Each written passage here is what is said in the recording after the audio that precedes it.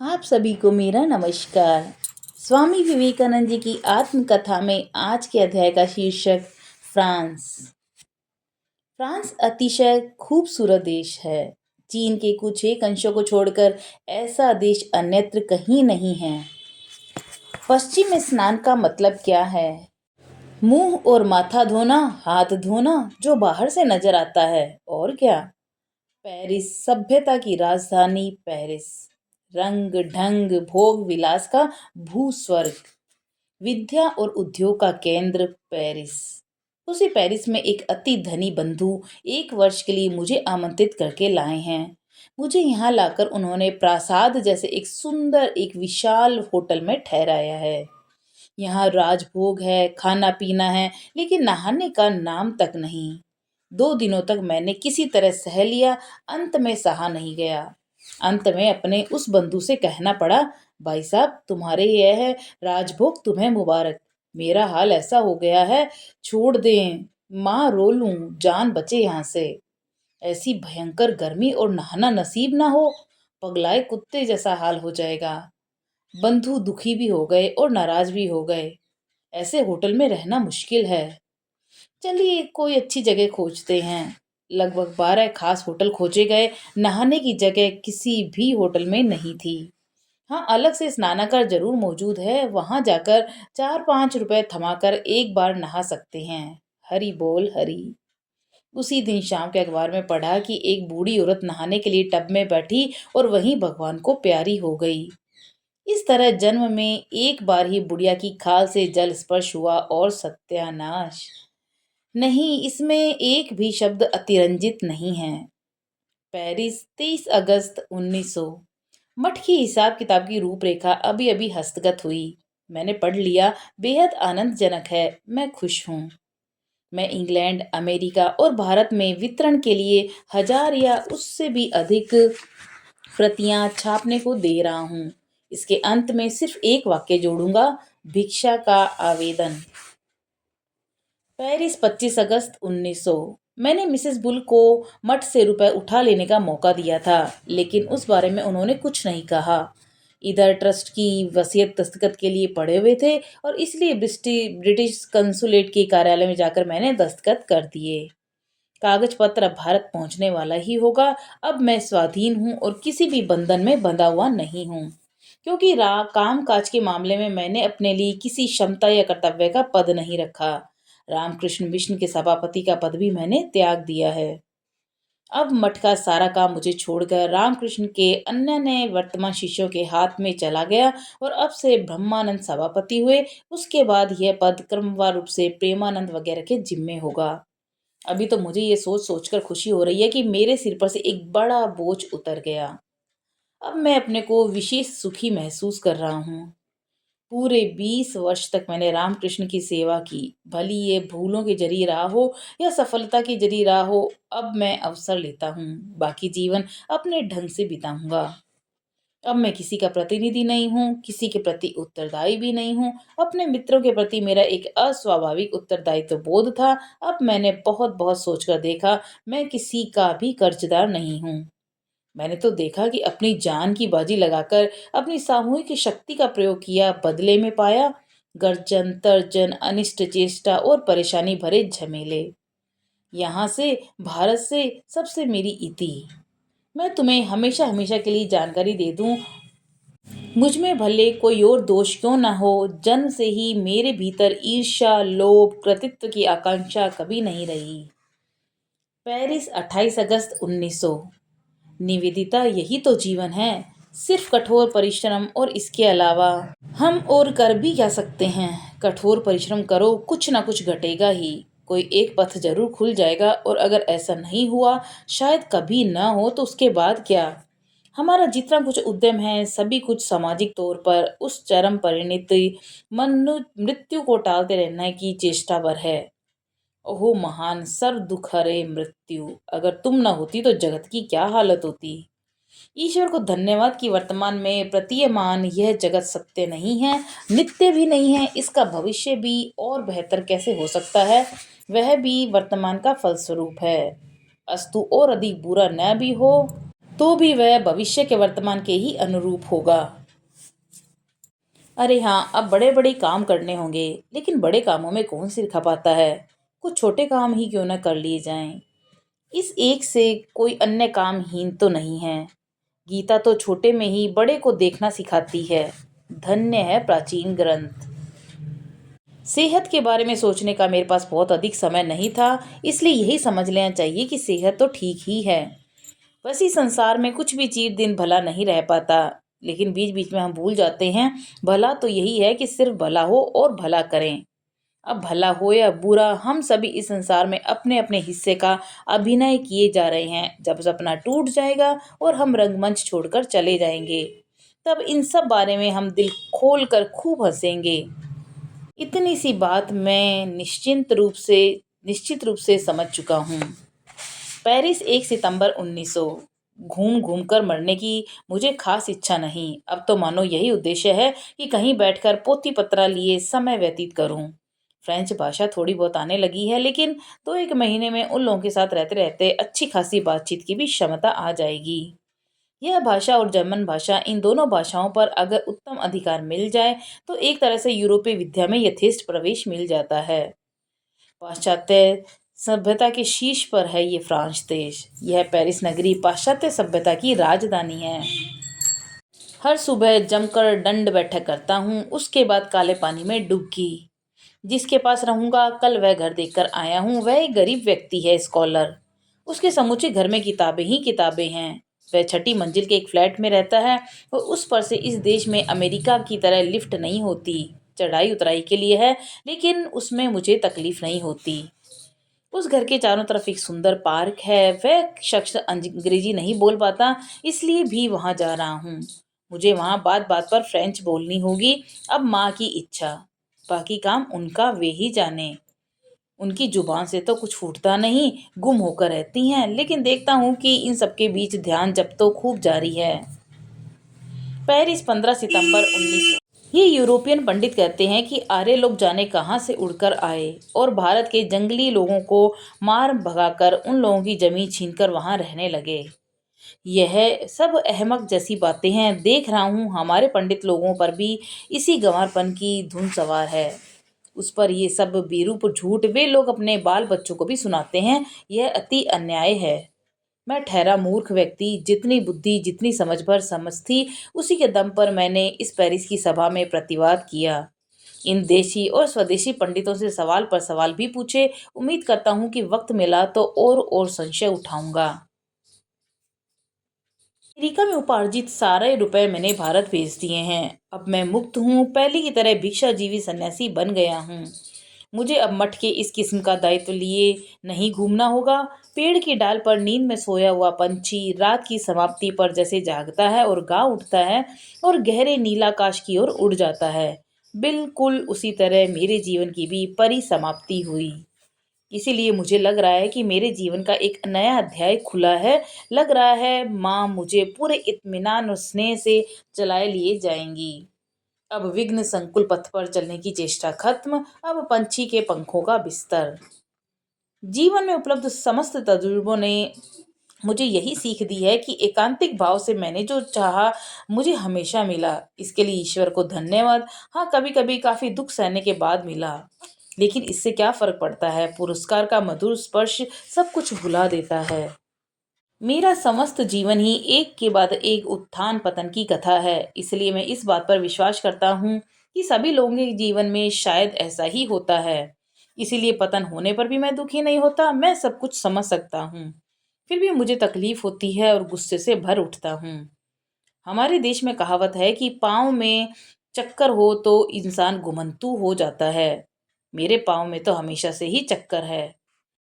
हिंदी भाषा में बातचीत बिल्कुल बंद है। पश्चिमी जाति में यही रीति है कि एक दल में जो भाषा सभी लोग जानते हैं, इकट्ठे रहते हुए सभी उसी भाषा में बातचीत न करना असभ्यता मानी जाती है। इसलिए जैसा भी हो, मुझे फ्रेंच बोलना पड़ता है और फ्रेंच ही सुनना पड़ता है। यात्रा के लिए यह तय हुआ कि रेल मार्ग से पेरिस से वियना, वहां से आगे जाऊंगा। वहां से जहाज पर से एथेंस ग्रीस, उसके बाद भूमध्य सागर पार मिस्र, उसके बाद एशिया माइनर जेरूसलम आदि। मेरी पहली ये धारणा थी कि ठंड प्रधान देश के लोग मिर्च नहीं खाते। यह केवल उष्ण प्रधान देशों की बुरी आदत है। लेकिन यहाँ हंगरी से जो मिर्च खाना शुरू हुआ तो वह रोमान बुल्गारिया में बिल्कुल चरम पर पहुंच गया। इन लोगों से तो मद्रासी भी हार गए। 10 बजे हम लोग एक नई जगह पहुंचे जहां पर पूरा एक दिन और एक रात समुद्र में थे। यहाँ समुद्र बेहद स्थिर है और यहाँ से गोल्डन हॉर्न और मोरमोरा मारमोरा द्वीपपुंज के किसी द्वीप में ग्रीक धर्म का एक मठ भी देखा और शाम ढलने के बाद एथेंस पहुंच गए। चौथे दिन 10 बजे रूसी स्टीमर जार पर सवार होने के बाद हम मिस्त्री यात्री बन गए और घाट पर आए तो हमें पता चला कि स्टीमर 4 बजे छूटेगा। पोर्ट ट्यूफिक 26 नवंबर 1900। जहाज के आने में देर हो रही थी इसलिए हम इंतजार कर रहे हैं। भगवान को धन्यवाद है कि जहाज आज पोर्ट सैयद में नहर में दाखिल हो गया है और इसका मतलब अब अगर सब ठीक ठाक चलता रहा तो शाम तक जहाज पोर्ट पर पहुंच जाएगा। वैसे इन 2 दिनों से निर्जन कारावास चल रहा है और मैं किसी तरह धीरज धरे हुए हूँ। लेकिन इन लोगों का कहना है कि परिवर्तन का मूल्य तिगुने से भी ज्यादा अधिक होता है। मिस्टर गैज के एजेंट ने मुझे सारे गलत गलत निर्देश दिए थे। पहली बात तो यह है कि मेरा स्वागत करना तो दूर की बात है, मुझे कुछ समझा सके यहाँ ऐसा कोई व्यक्ति नहीं था। दूसरी बात कि मुझे किसी ने ये भी नहीं बताई कि अन्य जहाज के लिए मुझे एजेंट के दफ्तर जाकर टिकट बदलनी होगी और टिकट बदलने की जगह स्वेज है यहाँ नहीं। इसलिए जहाज का देर से आना एक तरह से अच्छा ही हुआ था। मौका देकर मैं जहाज के एजेंट से मिलने चला गया और उन्होंने मुझे निर्देश दिया कि मैं गेज का पास बदलवा कर यथारीति टिकट करा लूं। उम्मीद है आज रात किसी समय मैं जहाज पर सवार होऊंगा। मैं अच्छा हूँ और सुख से हूँ और इस मज़े का आनंद ले रहा हूँ। मैं ईश्वर में विश्वास करता हूँ, इंसानों में विश्वास करता हूँ। दीन दुखी दरिद्रों की सहायता करना, दूसरों की सहायता के लिए नरक में जाने के लिए तैयार होना, ये सब विराट कार्य हैं, ऐसा मैं विश्वास करता हूँ। अगर मैं कोई गुरुतर अपराध करूं और उससे किसी का वास्तविक उपकार हो तो मैं निश्चित रूप से अभी भी वैसा करके अनंत नरक भोग के लिए तैयार हूँ। मुमकिन है मुझे पुनर्जन्म लेना पड़े क्योंकि मैं इंसानों के प्रेम में पड़ गया हूँ। जो धर्म विधवा महिलाओं के आंसू नहीं पहुंच सकता या अनाथ शिशुओं के मुंह में मुट्ठी भर आहार नहीं डाल सकता, मैं उस धर्म या ईश्वर में विश्वास नहीं करता। बाहरी अनुष्ठान या मतवाद से मेरा कोई सरोकार नहीं है। धर्म ही मानव जीवन का सर्वस्व है और सब कुछ के अंदर धर्म मौजूद है। यही दिखाना मेरा जीवन व्रत है। लेकिन मनुष्य का महत्व यही है कि वह मननशील जीव है और पशुओं से हमारा पार्थक्य है। मनुष्यों का यह मनन ही स्वभाव सिद्ध धर्म है, इसलिए हमें मन का संचालन करना होगा। इसलिए मैं युक्ति में विश्वास करता हूँ और युक्ति का ही अनुसरण करता हूँ। सिर्फ लोगों की बातों पर विश्वास करके कितना नुकसान होता है इस पर मैंने खास तौर पर गौर किया है, क्योंकि मैंने जिस देश में जन्म लिया है वहाँ दूसरों के वाक्यों पर विश्वास करना चरम पर पहुँच गया है। इस किस्म के उदार धर्म के सृजन के लिए हमें धर्म समूह के अभ्युदय काल में लौट जाना होगा और यह सभी कुछ ग्रहण करना होगा। अस्तु ग्रहण ही हमारा मूल मंत्र होना चाहिए, वर्जन नहीं। केवल परमत सहिष्णु नहीं, यह तो अक्सर ईश्वर निंदा का नामांतर मात्र है, इसलिए मैं उसमें विश्वास नहीं करता। मैं ग्रहण में विश्वास करता हूँ। मैं भला क्यों परधर्म सहिष्णु होने लगा। परधर्म सहिष्णुता का मतलब है मेरी राय में आपने अन्याय किया है लेकिन मैं आपके जीने में बाधा नहीं डालूंगा। अतीत में जितने भी धर्म संप्रदाय रहे मैं उन सबको सत्य मानता हूँ और उन सबकी उपासना में मैं योगदान करता हूँ। प्रत्येक संप्रदाय जिस ढंग से ईश्वर की आराधना करता है मैं उन लोगों में प्रत्येक के साथ ठीक उसी ढंग से उसकी आराधना करता हूँ। मैं मुसलमानों की मस्जिद में जाऊंगा, ईसाइयों के गिरजा में प्रवेश करके सलीबबिद्ध ईसा के सामने नतशिर होऊंगा, बौद्ध लोगों के विहार में प्रविष्ट होकर बुद्ध को और उनके धर्म की शरण में जाऊंगा और अरण्य में जाकर उन सब हिंदुओं के साथ ध्यान मग्न होऊंगा जो लोग हृदय कंदरा उद्भासकारी ज्योति के दर्शनों में सचेष्ट हैं। सिर्फ इतना ही नहीं, भविष्य में भी जो सब धर्म जागृत हो सकते हैं उन सब के लिए मेरे हृदय में द्वार उन्मुक्त है। ईश्वर का विधि शास्त्र क्या समाप्त हो चुका है या वह चिरव्यापी अभिव्यक्ति के रूप में आज भी आत्म प्रकाश करते हुए आगे बढ़ रहा है। अतीत में जो कुछ भी घटा वह सब हम लोग ग्रहण करेंगे। वर्तमान का ज्ञानालोक उपभोग करेंगे और भविष्य में जो भी उपस्थित होगा उसे ग्रहण करने के लिए मन के सारे वातायन उन्मुक्त रखूंगा। अतीत के ऋषिकुल को प्रणाम, वर्तमान के महापुरुषों को प्रणाम और जिन लोगों का भविष्य में आगमन होगा उन सबको प्रणाम। देखो, मेरे लिए इस बात पर विश्वास न करने का कोई उपाय नहीं है कि कहीं कोई एक ऐसी विराट शक्ति जरूर मौजूद है जो कभी कभी अपने को नारी सच सच में कल्पना कर लेती है और लोग उन्हें काली और माँ कहकर पुकारते हैं। मैं ब्रह्मा में भी विश्वास करता हूँ, और वैसे असली मामला क्या हमेशा ठीक एक जैसा ही होता है? काली उपासना धर्म का कोई अपरिहार्य सोपान नहीं है। धर्म के सभी विभिन्न तत्व ही उपनिषद में ही मिल जाते हैं। काली उपासना मेरा विशेष ख्याल है। मुझे तुमने कभी इसका प्रचार करते नहीं सुना या भारत में भी कभी इसका प्रचार किया हो, ऐसा याद नहीं पड़ता। जो बात सकल मानव के लिए कल्याणकारी है, मैं उसी का प्रचार करता हूँ। अगर कोई अद्भुत प्रणाली हो जो सिर्फ मेरे ही पक्ष में लागू होती है तो वह मैं छिपाकर रख देता हूँ, और वही इसकी इति। काली उपासना क्या होती है उसकी मैं तुम्हारे सामने कभी भी किसी हाल में भी व्याख्यान नहीं करूंगा, क्योंकि ऐसा मैंने कभी किसी के सामने नहीं किया। शास्त्र आचार्य चेतावनी देने वाले या त्राणकर्ताओं पर धर्म निर्भर नहीं करता। यह धर्म यह जीवन में या अन्य किसी जीवन में हमें दूसरों पर निर्भरशील नहीं बनाता। इस अर्थ में उपनिषद का अद्वैतवाद ही एकमात्र धर्म है। मैं जो चाहे वह कर सकता हूँ, मैं स्वाधीन हूँ। कभी मैं हिमालय पर्वत पर विश्वास करता हूँ तो कभी किसी शहर के रास्ते में। अगली बार का आहार कहाँ जुटेगा वह मुझे नहीं मालूम। मेरे पास कोई रुपए पैसे भी नहीं होते। चंदा उगाही करके मुझे यहाँ भेजा गया है। यह तो एक उत्कृष्ट पोशाक है। देश में तो मैं मामूली कपड़े पहनता हूँ, मैं तो जूते भी नहीं पहनता। जाति भेद एक सामाजिक प्रथा है, धर्म के साथ इसका कोई संबंध नहीं। मैं सभी जातियों के लोगों के साथ मिलता जुलता हूँ। आप स्वयं क्या प्रत्यक्ष में अनुभव करते हैं, यही सवाल है।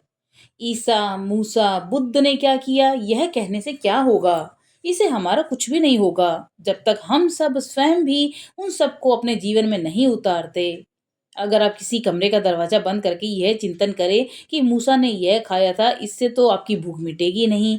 बिल्कुल उसी तरह मूसा की यही धारणा थी, यह जान लेने से ही आपका उद्धार नहीं होगा। इन सब विषयों में भी मेरी राय संपूर्ण स्वतंत्र है। कभी कभी मुझे यह ख्याल आता है कि मेरी राय के साथ जब उन लोगों की राय मिलती है तो उन लोगों की राय ठीक है। मैं स्वाधीन चिंतन में विश्वास करता हूँ और इन सब पवित्र स्वभाव आचार्यगण के प्रभाव से भी बिल्कुल मुक्त रहना होगा। उन लोगों के प्रति पूरी पूरी श्रद्धा करें, लेकिन धर्म को एक स्वाधीन गन्वेषणा की वस्तु के तौर पर ग्रहण करें। उन लोगों ने जिस ढंग से ज्ञानालोक प्राप्त किया, हम सबको उसी तरह से अपनी चेष्टा से ज्ञानालोक लाभ करना होगा। लोकालय से दूर खामोशी में पोथी पत्रा लेकर पड़े रहने का संस्कार लेकर ही मैंने जन्म लिया। लेकिन माँ की कोई और ही इच्छा थी। लेकिन संस्कारों की अनुवृत्ति जारी है। उदार मनोवृत्ति संपन्न बनो, सर्वदा दोनों पथ की तरफ दृष्टि रखो। जब मैं उच्च मार्ग पे होता हूँ तो कहता हूँ शिवोहम शिवोहम, मैं भी वही हूँ, वे भी मैं हूँ। लेकिन जब मेरे पेट में दर्द होता है तो मैं कहता हूँ कि माँ मुझ पर दया करो।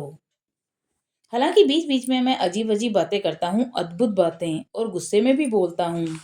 फिर भी याद रखो, मन से मैं प्यार के अलावा और कुछ प्रचार नहीं करता। सारा कुछ ठीक हो जाएगा जब मेरी समझ में ये आ जाएगा कि हम सब परस्पर प्यार करते हैं। स्वार्थपरता दूर करने का प्रयास करना होगा। जीवन में जब भी कोई भूल की है तभी मुझे नजर आया कि उसका मूल कारण कि मैं उसके बीच अपने स्वार्थ बुद्धि ले आया। जहाँ मेरा कोई स्वार्थ नहीं था वहाँ मेरा सिद्धांत बिल्कुल अभ्रांत, बिल्कुल निर्मूल रहा। अगर मैं अपने को चींटी से बड़ा मानता हूँ तो मैं अज्ञ हूँ। एक जगदीश चंद्र बोस को देखा है, यथार्थ निर्भर, ठीक दास भाव, सिर दे डालने को प्रस्तुत। तभी न ठाकुर ने उसका आम मुखारनामा लिया था। कितनी निर्भरता! ऐसा मैंने कहीं नहीं देखा। निर्भरता मैंने उन्हीं से ही सीखी है। युक्ति का अनुसरण करने से पहली बाधा सत्य के प्रति हमारी अरुचि है और उत्साह की कमी। हम चाहते हैं कि सत्य हमारे पास आए। परिव्राजक जीवन में अधिकांश लोगों ने मुझसे कहा कि जिस धर्म की बात करते हो वह सुख शांतिदायक आरामदायक नहीं है और हमें आरामदायक धर्म दो। मुझे नहीं पता कि आरामदायक धर्म से वे लोग क्या समझते हैं। मैंने जीवन में कभी भी कोई स्वच्छंद धर्म शिक्षा प्रदान नहीं की। मैं सत्य को ही धर्म के रूप में चाहता हूँ। वह स्वच्छंद है ही नहीं, इसकी परवाह मैं नहीं करता। सत्य हमेशा ही आरामदायक क्यों हो? हम सभी लोग अपने अपने अनुभव से जानते हैं कि सत्य अक्सर ही कठोर आघात करता है और धीरे धीरे दीर्घ स्पर्श के जरिए मेरी समझ में आया कि इस मार का मारा शब्द के द्वारा या क्या समझना चाहते हैं। ये सभी लोग किसी गहरे गड्ढे में पड़े हैं और उससे बाहर निकलने की हिम्मत नहीं करते और सत्य को ही उसके सामने क्षमा प्रार्थी होना होगा। एक बार मैं एक भद्र महिला से मिला था। उन्हें अपनी संतान, अपनी धन दौलत और भी सब कुछ के प्रति जबरदस्त लगाव था। जब मैंने उन्हें धर्म का उपदेश देना शुरू किया कि भगवान के पास जाने का एकमात्र उपाय है सब कुछ परित्याग करना, लो अगले दिन से ही उन्होंने आना ही बंद कर दिया। कुछ दिनों बाद वे फिर आई। उन्होंने बताया कि उनके दूर चले जाने की वजह है मैं उन्हें जिस धर्म का उपदेश दे रहा था वह उन्हें पसंद नहीं आया। तुम्हारे लिए क्या जाति धर्म आरामदायक लगेगा? मैंने उन्हें टटोलने के लिए सवाल किया।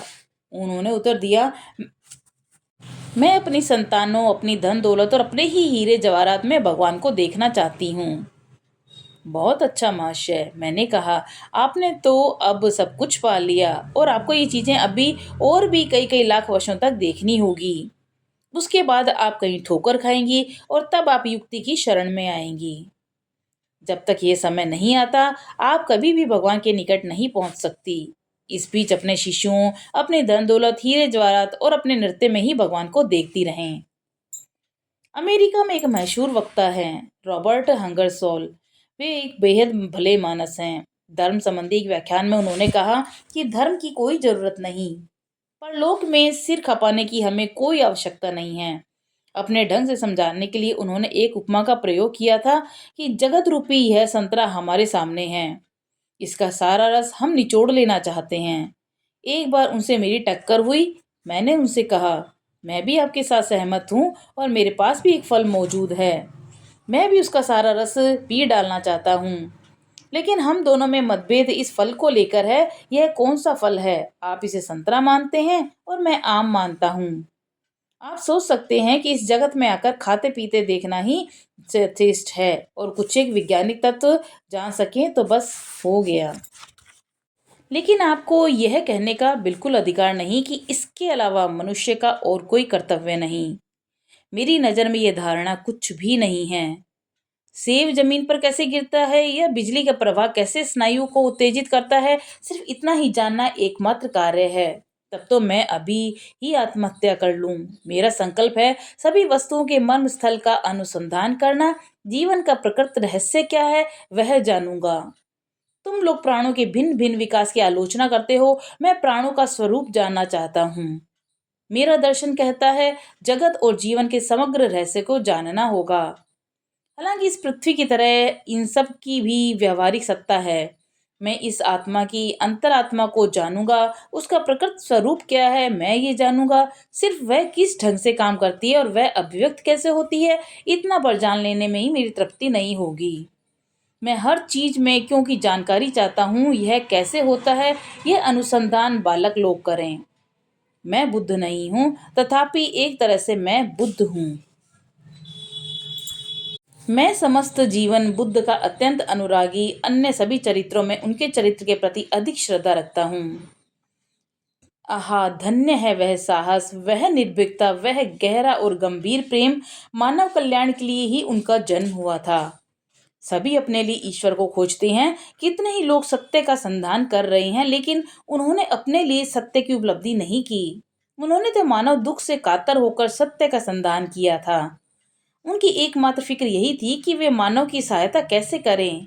जीवन भर उन्होंने कभी भी अपनी फिक्र नहीं की। बुद्ध देव मेरे इष्ट हैं, मेरे ईश्वर हैं। उनका कोई ईश्वरवाद नहीं है, वे स्वयं ही ईश्वर थे, मैं विश्वास करता हूँ। मेरा एक कुसंस्कार है। वह यह मेरे व्यक्तिगत कुसंस्कार के अलावा और कुछ नहीं है। जो किसी ज़माने में बुद्ध के रूप में आए थे, वे ही बाद में ईसा के रूप में आविर्भूत हुए। प्रश्न: क्या बुद्ध का मत यह है कि बुद्धत्व सत्य है और एकत्व आत्मा मिथ्या, और हिंदू वेद मत में एक ही सत्य है और बहुत्व मिथ्या? हाँ, और इसके साथ ही रामकृष्ण परमहंस और मैंने जो जोड़ा है कि यदि कि एक नित्य वस्तु एक ही मन में विभिन्न समय में विभिन्न ढंग से अनुभूत होता है और एक और बहुरूप में प्रतिभासित होता है। प्रभु ने कहा था कि वे पुनः अवतीर्ण होंगे, कम से कम 200 वर्षों के अंदर, और मैं उनके साथ आऊंगा। जब प्रभु आते हैं तो वे अपने साथ अपने लोगों को भी साथ लेकर आते हैं। आज के अध्याय में इतना ही। कल के अध्याय का अंतिम शीर्षक है विदा वेला की वाणी। तब तक के लिए नमस्कार।